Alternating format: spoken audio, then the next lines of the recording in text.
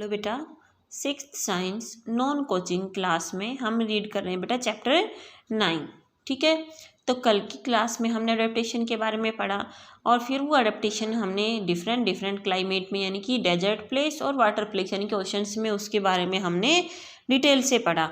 Desert में हमारे पास कौन सा एनिमल अच्छे से सर्वाइव कर पाता है बेटा? कैमल। तो हमने कैमल के फीचर्स पढ़े यानी कि उसके पास क्या स्पेशल फीचर्स होते हैं कि वो डेजर्ट में इजीली सर्वाइव कर लेता है। ठीक है, उसके बाद दूसरा अपने पास फिश आई यानी कि वो वाटर में सर्वाइव करती है। तो ऐसे कौन से फीचर हैं जिसकी वजह से फिश क्या करती है, वाटर में सर्वाइव कर पाती है? तो हमने क्या देखा बेटा, फिश की कैसी बॉडी होती है, स्ट्रीमलाइन बॉडी होती है, उसके पास फिन्स होते हैं और उसके जो अपने बॉडी पार्ट होता है उस पर चिकने यानी कि स्लिपरी स्केल्स होते हैं जिनकी हेल्प से वो इजीली मूव कर पाती हैं।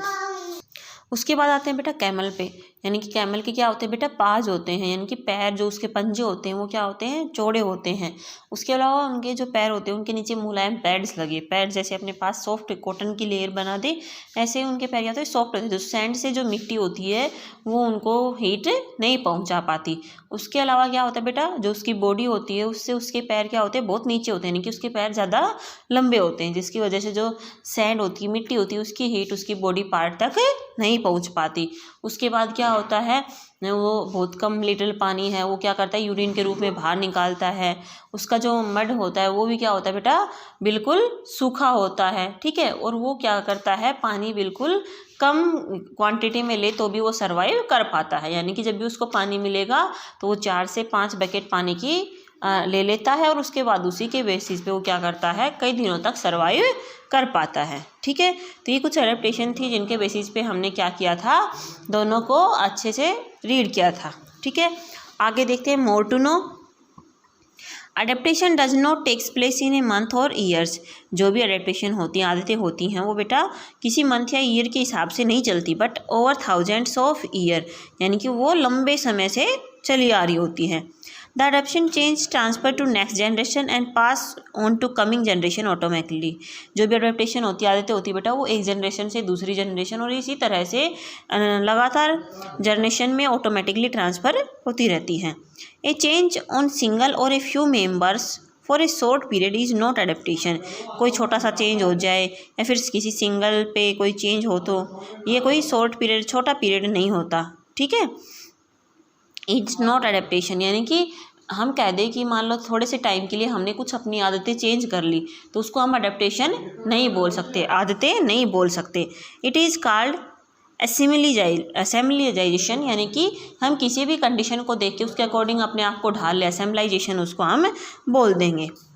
For example, you are living in plains and go to Shimla और सम अदर हिल स्टेशन। अगर हम एग्जाम्पल ले यानी कि आप एक प्लेन पे रहते हो और फिर आप रहने के लिए कहाँ चले जाओ, शिमला या किसी हिल स्टेशन पे चले जाओ। Reaching there you will have problem in breathing and physical exercise for a few days. तो आपको, तो बेटा आप प्लेन में रहते हो और कहाँ चले जाएंगे, वहाँ शिमला या किसी भी हिल स्टेशन पर रहने के लिए चले जाएंगे तो वहाँ पे क्या होगा बेटा, हमें सांस लेने में तकलीफ होगी। उसके अलावा हम क्या करेंगे, जो फिजिकल एक्सरसाइज है, जो भी हम योगा वगैरह करते हैं उनको करने में हमें कुछ दिन के लिए क्या होगी, प्रॉब्लम फेस करनी पड़ेगी। Due to shortage of oxygen in air. क्यों होता है बेटा, क्योंकि जो हम अब जितनी भी ऊंचाई पे जाते हैं वहाँ पे क्या होती है, ऑक्सीजन कम होती जाती है यानी कि एयर की प्रेजेंस सराउंडिंग में कम होती जाती है। After some stage your body will adjust to change condition. तो कुछ दिन के बाद अपनी बॉडी अपने आप को एडजस्ट कर लेगी वहाँ पे उन कंडीशन को चेंज होने के बावजूद भी। When you return home this adjustment is over.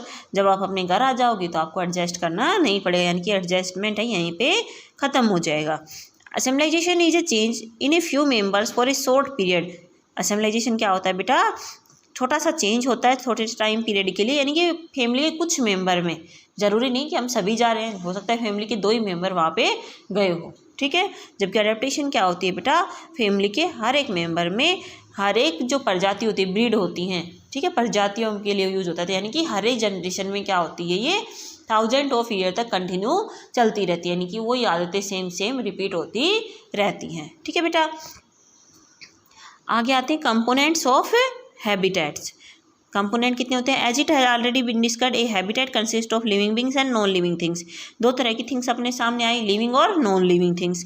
Living things को हम क्या बोलेंगे बेटा, बायोटिक कंपोनेंट, और जो नॉन लिविंग थिंग्स हैं उन्हें हम क्या बोलेंगे, एबायोटिक कंपोनेंट। तो लिविंग थिंग्स कौन से होती हैं, एनिमल और प्लांट्स, ठीक है बेटा। तो जो बायोटिक कंपोनेंट होते हैं उनमें क्या आता है, एनिमल्स एंड प्लांट्स आते हैं, और एबायोटिक कंपोनेंट में नॉन लिविंग थिंग्स आती हैं, जिनके बारे में हम नेक्स्ट क्लास में डिटेल से पढ़ेंगे, ठीक है बेटा।